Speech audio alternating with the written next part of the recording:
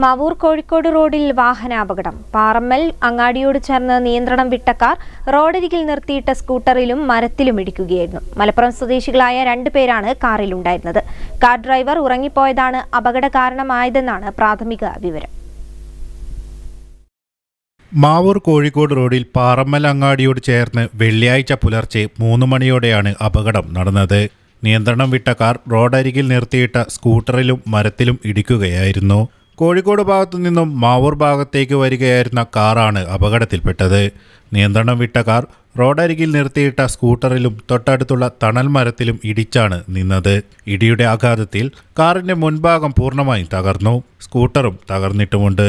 മാവൂർ പാറമ്മൽ സ്വദേശി രസ്നയുടെ ഉടമസ്ഥതയിലുള്ളതാണ് അപകടത്തിൽ തകർന്ന സ്കൂട്ടർ. മലപ്പുറം സ്വദേശികളായ 2 പേരാണ് കാറിൽ ഉണ്ടായിരുന്നത്. ഇവർ നിസാര പരിക്കുകളോടെ രക്ഷപ്പെട്ടു. കാർ ഡ്രൈവർ ഉറങ്ങിപ്പോയതാണ് അപകട കാരണമെന്നാണ് പ്രാഥമിക വിവരം. അതേസമയം കഴിഞ്ഞ ദിവസം ഇതേ സ്ഥലത്ത് ബസ്സിടിച്ച് കാൽനട യാത്രക്കാരൻ മരിച്ചിരുന്നു. News bureau, Mavoor.